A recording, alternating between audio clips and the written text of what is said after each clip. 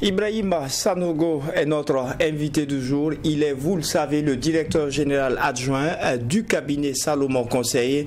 Avec lui, nous parlons aujourd'hui de l'importance de faire confiance au processus dans sa quête du succès. Bonjour et bienvenue. Bonjour M. Kaboré, bonjour à tous nos téléspectateurs et auditeurs.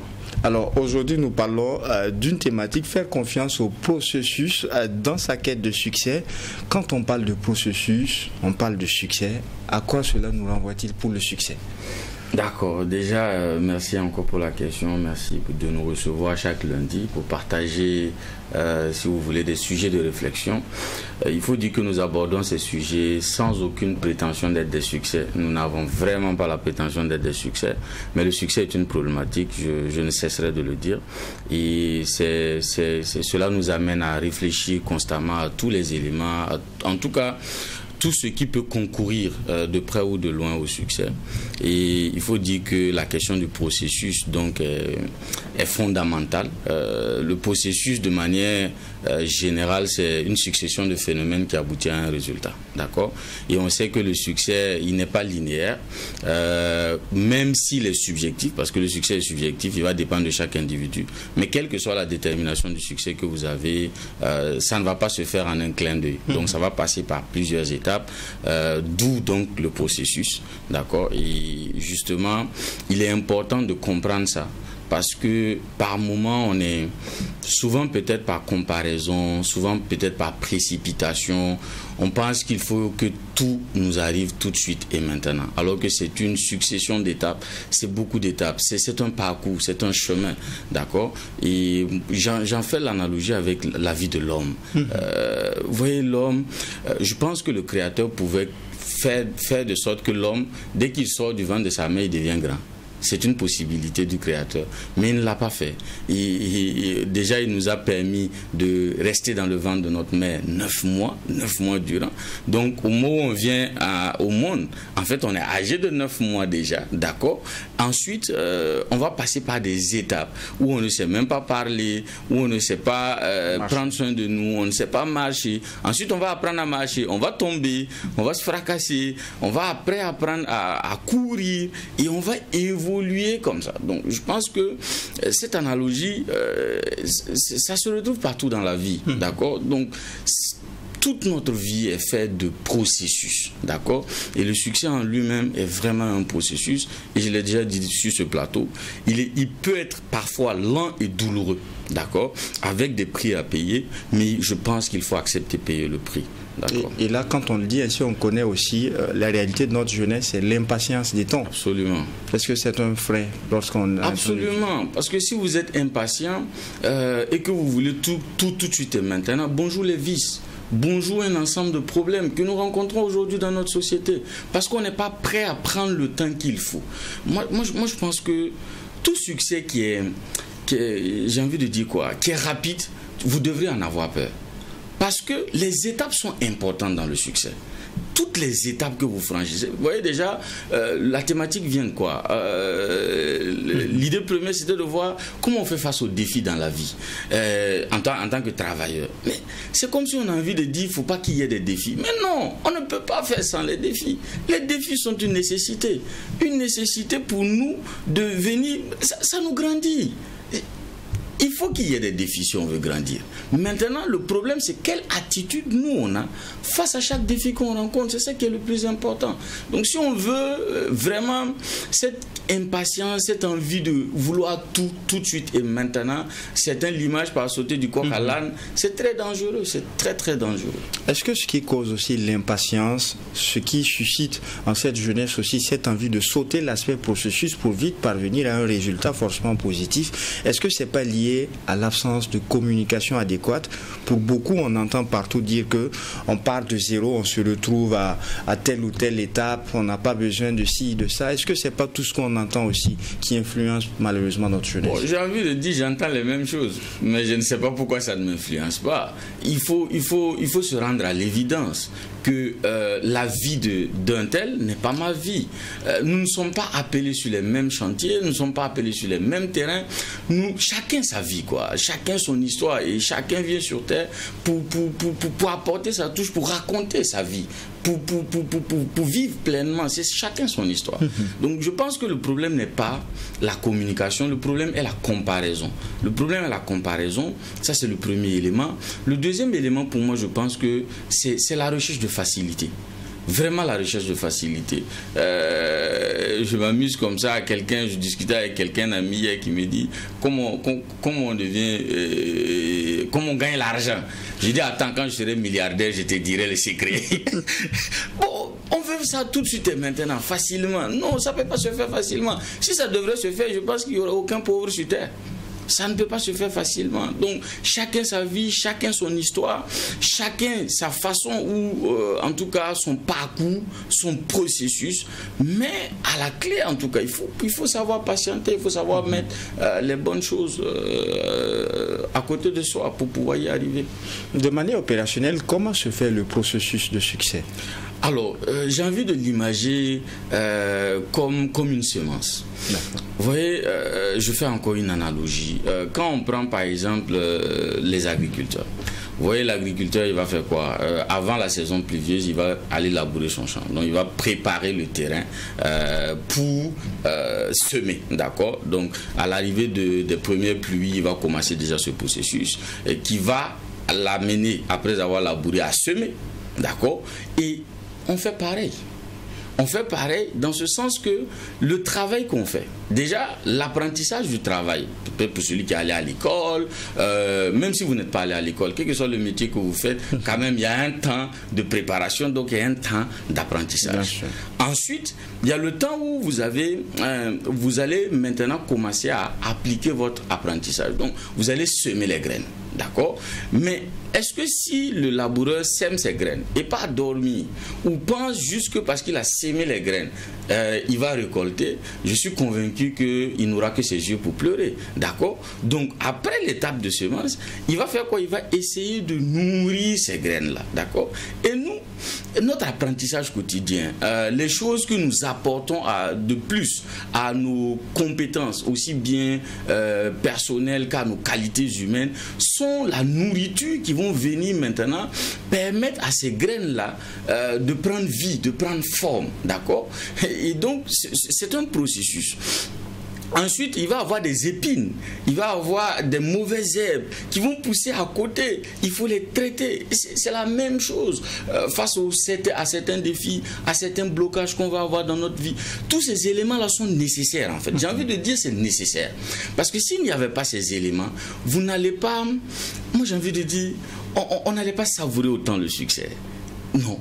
C'est parce qu'il y a tout ce parcours que nous pouvons savourer fièrement le succès. Et donc ce succès-là va venir quoi? C'est la récolte. C'est l'adéquation temps, effort consenti, patience, persévérance. C'est cette adéquation-là qui va venir finalement par nous donner des résultats. D'accord? Et que nous, on va appeler, que le laboureur va appeler sa récolte. Donc vraiment, j'ai envie de dire, c'est un processus. C'est des étapes.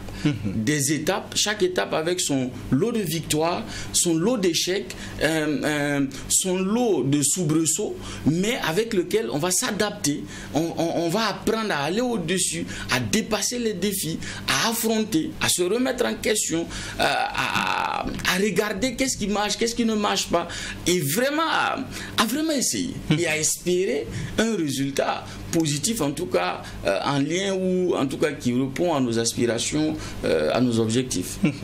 Quand on regarde sur la ligne de départ du processus de succès, sur la ligne de départ de la vie professionnelle, ils sont nombreux. On peut se retrouver avec 100 personnes, mais à l'arrivée, on peut se retrouver uniquement avec 2, avec 5. Et tout au long de la course, des obstacles, des embûches, des échecs.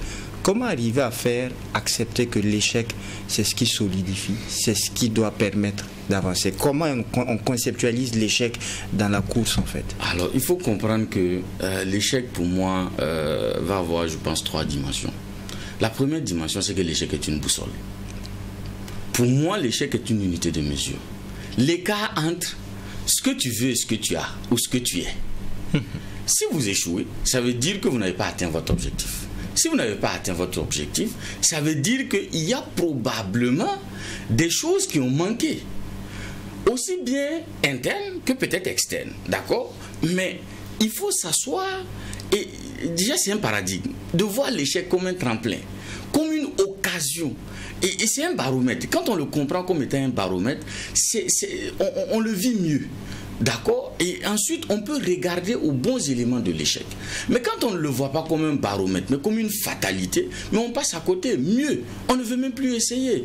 J'aime bien Thomas Edison qui dit que... on dit tu as échoué, il dit oui. Je connais au moins 10 000 façons qui ne réussissent pas. D'accord? Donc j'ai au moins essayé. Et ça m'a permis de comprendre ou de connaître 10 000 façons qui ne marchent pas. Et finir par connaître une seule façon qui marche. Mais voilà ce qu'il a créé. Debout sur la terre. Qui nous permet de vivre et de vivre mieux. D'accord? Et ces hommes-là, ils ont payé le prix. Est-ce que ça s'est fait en un clin d'œil? Non, ça ne s'est pas fait en un clin d'œil. Il y a eu des échecs. Mais ils ont eu la capacité de voir en l'échec une boussole, une unité de mesure qui veut dire, je suis loin de l'objectif. Quels sont les éléments qui ne marchent pas? Quels sont les éléments qui ont raté? Qu'est-ce que je n'ai pas pris en compte? D'accord? Donc l'échec est vraiment, il faut vraiment s'efforcer de voir l'échec comme déjà étant une boussole. Ensuite, j'ai envie de dire dans la deuxième dimension que l'échec est, comment je veux dire ça? Je l'ai déjà dit, c'est une unité de mesure en fait. C'est vraiment une unité de mesure. S'il n'y avait pas des échecs, je ne suis pas sûr que le succès aurait du sens. Pour vous, c'est comme une opportunité. Absolument, c'est vraiment une opportunité. Et je crois que, en tout cas, les livres saints, les religions nous en parlent. Chez nous, en musulman, on dit derrière chaque difficulté, il y a certes la facilité. D'accord? L'échec est une opportunité. C'est une opportunité. Une opportunité, ça vient avec la troisième dimension. C'est l'échec qui nous fait grandir. Si nous n'échouons pas, nous ne grandissons pas. Si tout coule de source, s'il y a zéro blocage, s'il n'y a absolument pas d'échec, soyez sûr qu'on ne grandira pas. C'est parce qu'il y a des échecs, qu'il y a remise en question, qu'il y a prise de conscience de ce que je n'ai pas, de ce que je ne peux pas. Et ensuite, qu'il y a volonté maintenant d'acquérir ce que je peux, ce dont j'ai besoin, ce que je n'ai pas, et finir par atteindre mon objectif. Et quand je l'acquis, je grandis. Je grandis. Et encore que l'échec nous prépare au succès. Je pense comme ça, quand je parle, je pense comme ça à un ami, mon meilleur ami d'ailleurs, qui, je le rappelais la dernière fois, je lui dis, tu vois, gars, regarde, rappelle-toi les moments où tu quittais Dagneux pour aller à Sissin à vélo, pour aller travailler. C'est un électricien qui d'abord commence avec l'électricité bâtiment, qui à un moment arrête, abandonne son travail parce qu'il avait estimé que l'électricité bâtiment, il avait vraiment bien appris, il voulait aller à l'industriel. Et il a payé le prix d'aller, il pédalait un vélo de Dagneux à Sissin tous les matins pendant 2 ans pour aller, et il était payé au contrat. Ça veut dire que c'est quand activité qu'il est payé. Mais tous les jours, il est au bureau. Et moi, je l'ai accompagné à aller prendre son attestation de fin de travail. Je me rappelle bien de cette époque. Et je lui dis, regarde aujourd'hui ce que tu fais. Tu aurais l'impression qu'au moment où tu le vivais, mais c'était un séisme, c'était compliqué. Mais aujourd'hui, ce que tu fais, c'est parce que tu as payé ce prix-là. Est-ce que c'était facile? Est-ce qu'il n'y avait pas des choses qui devaient te décourager? Est-ce que toi, en tant que jeune, pédaler un vélo pendant que tes camarades sont en moto? Et tu pédales un vélo. Et il pédale le vélo pourquoi? Parce qu'il ne peut pas s'acheter une moto, il doit payer son loyer. Il a plein de défis. Mais ce sont cet ensemble de défis-là qu'il a rencontrés, auxquels il a fait face. C'est ça qu'il fait aujourd'hui. Aujourd'hui, il est sur de gros chantiers, sur de grands chantiers. Il me dit, ah gars, mes patrons m'ont dit, j'ai dit, ah bon, je te rappelle qu'il y a un jour, tu me demandais, est-ce que ça va finir par aboutir? Bon, espérons, travaillons, essayons.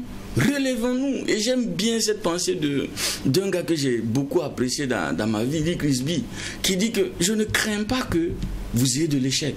Non, je crains que vous ne surmontez pas l'échec.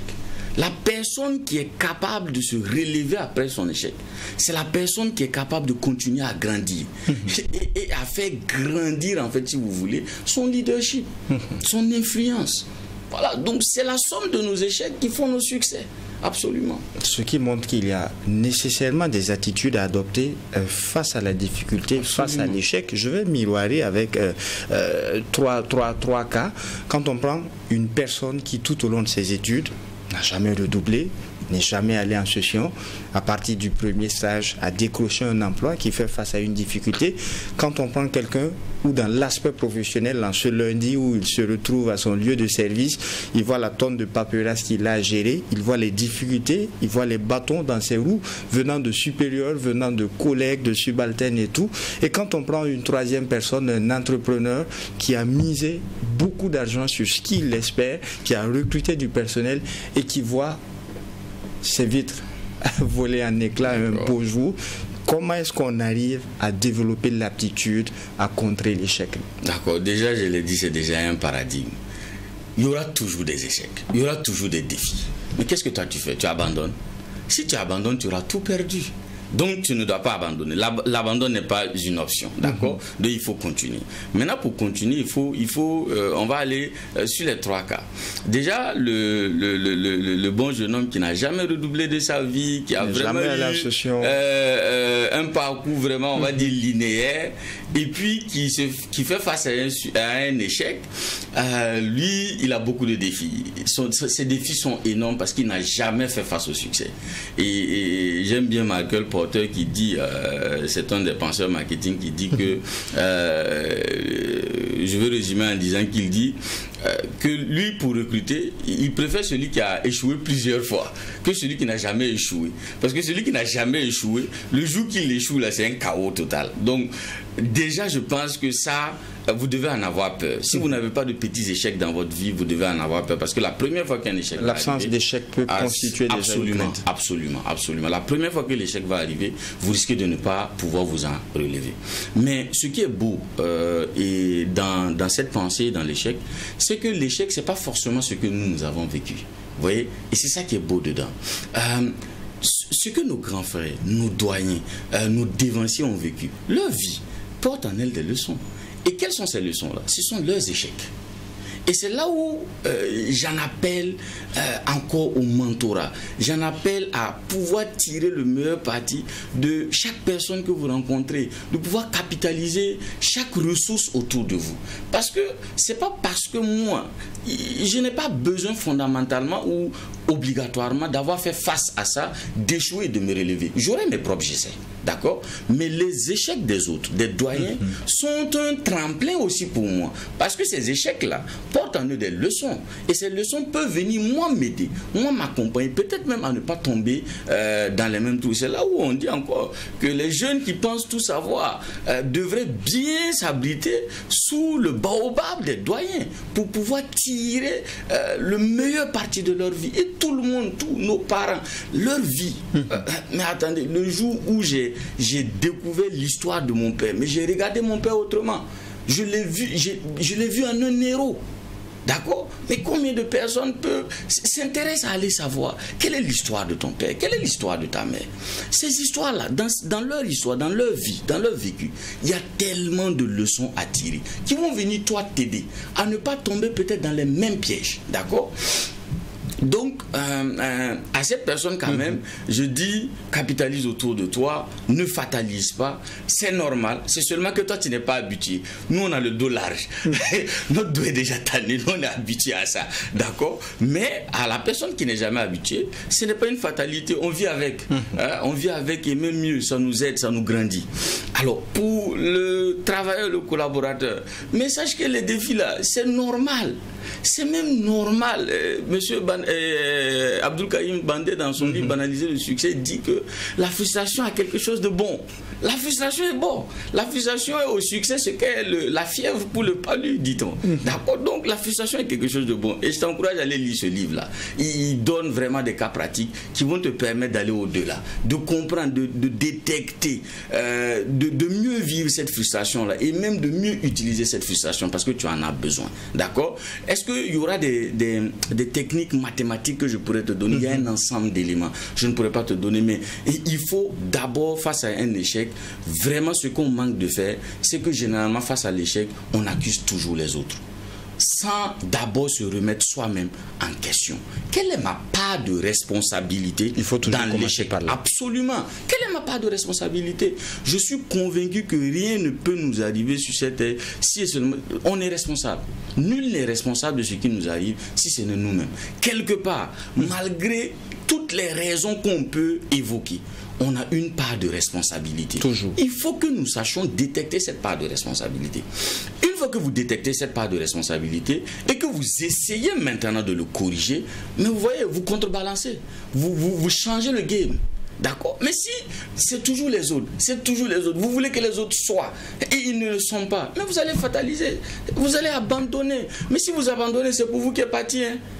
C'est pour vous qui est parti. Le laboureur qui laboure, qui sème, qui prend soin de ses graines, il ne sait même pas s'il va vraiment récolter. Hein. Je vous promets, il peut avoir de fortes pluies, ça vient gâter la semence. Il ne sait pas, mais il le fait quand même. Il y a des épines, il y a des mauvaises graines. Il se lève chaque jour que Dieu fait. Il va, il laboure son champ. Est-ce qu'il n'y a pas de difficultés? Il y en a. Il fait avec les difficultés. Il se pose la question, quelle est ma part de responsabilité? Même quand il y a des fortes pluies et que ça gâte la semence, on peut dire waouh, c'est un chaos total. Mais non, est-ce que ce n'est pas une opportunité? Une opportunité de créer des digues, de créer des passages d'eau, de créer... Et c'est toujours une opportunité, d'accord? Donc remise en question. Ensuite, il faut changer nos habitudes. Souvent, certains défis là, ce ne sont que nos habitudes. Ce ne sont que notre façon d'être qui engendre ces défis-là. Donc il faut changer les habitudes. Il faut les changer. Il faut vraiment pratiquer cette loi de l'habitude-là, des habitudes-là. Il y a une loi. Et nous sommes le produit de nos habitudes.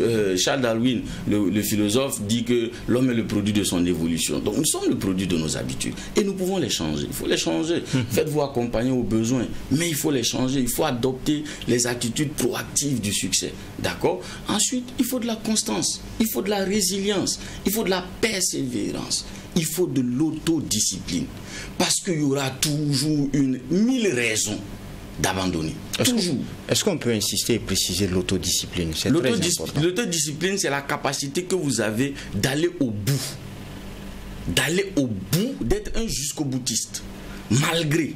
Vous vous disciplinez à je ne veux pas, je n'aime pas, mais je dois aller au bout. Vous vous disciplinez à, et ça demande que vous fassiez des sacrifices, que vous abandonnez des choses, que vous soyez focalisé, que vous soyez concentré. D'accord? Et vous devez le faire. Oui, ça ne marche pas. Réévalue. Réévalue, trouve les axes et recontinue. Tape encore. Continue. Parce que la roche là, elle ne se brise pas avec seulement le premier. Non. Une seule goutte d'eau dans au même creux de la roche, jour après jour, elle va se fendiller. Elle n'a pas le choix. Elle va finir par se fendiller. Mais verser un seau d'eau, rien ne va se passer. Donc, c'est les efforts constants. Il faut de l'autodiscipline. Il faut de la résilience. D'accord? Il faut de la constance dans nos activités. Il faut vraiment de la constance. Si on est prêt à abandonner, à fataliser, à ne pas mettre les efforts jour après jour, ou qu'on pense que hier j'ai mis tellement d'efforts qu'aujourd'hui je ne dois rien faire, mais vous allez passer à côté. Vous allez vraiment passer à côté. Et pour l'entrepreneur, bon, lui, il est habitué aux défis généralement. Au contraire, les défis vont le simuler. Parce que celui qui n'est pas prêt aux défis, je l'ai déjà dit ici, tout le monde n'est pas prêt à entreprendre. Et l'entrepreneur, c'est un mec qu'il faut respecter. Il faut beaucoup le respecter, ce gars-là. Parce que la charge mentale que ce gars a, mais malgré ça, il sourit. Parce qu'en réalité, ce qui est beau chez l'entrepreneur, c'est que lui n'a plus le choix. Lui, il fait face à la montagne. C'est soit je la casse, je ne peux pas la contourner. Soit je la casse, soit je tombe. Et si je tombe, tout tombe derrière moi. Et donc, bon, l'entrepreneur, je pense que c'est son habitude. Il est habitué au défi. Il essaie, il réévalue, il essaie, il se remet en question. Les mêmes clés, aussi bien pour l'agent, ces mêmes clés-là s'appliquent à l'entrepreneur. Il réessaie, il réévalue, et puis il change, il s'adapte. Voilà, il continue. Mais en même temps, cela fait appel aussi, si vous voulez, vous allez voir que rarement les entrepreneurs, il y a rare d'entrepreneurs qui ne sont pas spirituels, ça fait appel à la compétence spirituelle. Et encore, je vous invite à aller vers le livre Banaliser le succès. Il est développé dedans. Les 6+1 compétences sont nécessaires. Donc c'est un package. Toute dernière question, quelle est la place du doute dans la quête du processus de succès? Alors, le doute est un... Comment je dis ça? Est-ce que je vais l'utiliser comme étant une balance? Le doute envoie des questionnements. Et ces questionnements permettent de parfaire vos actions. Si vous ne doutez pas, si vous ne craignez pas, il y a peut-être des questions que vous n'allez pas vous poser. Donc c'est normal. Hein? C'est normal que vous prenez tout le monde.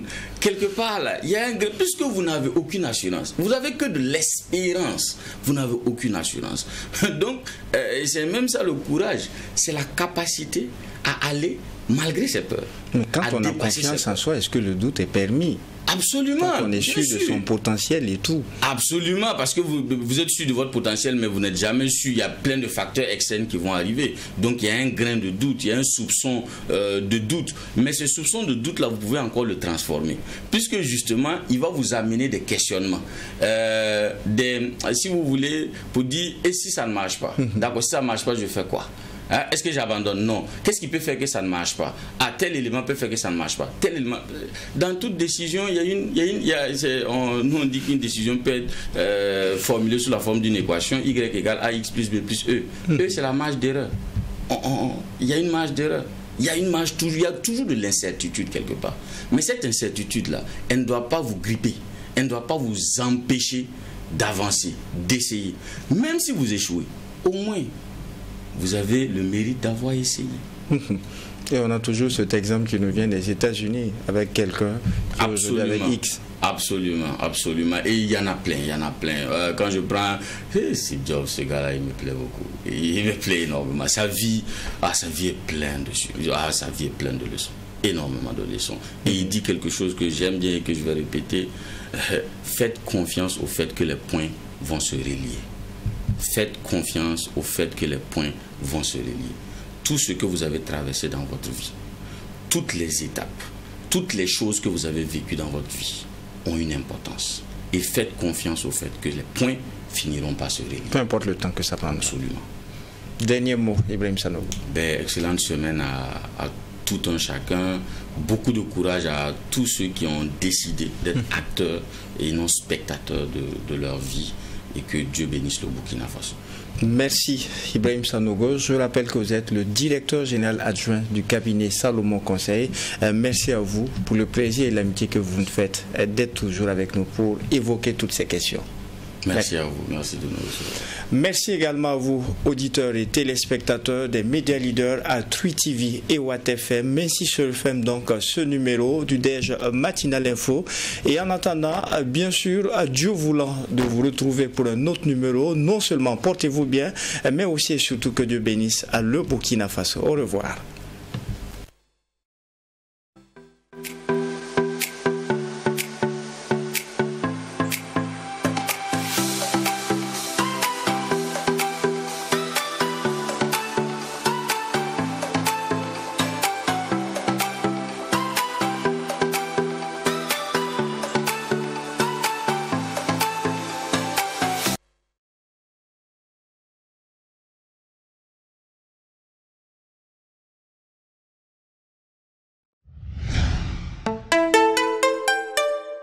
Trui TV, la télé interactive.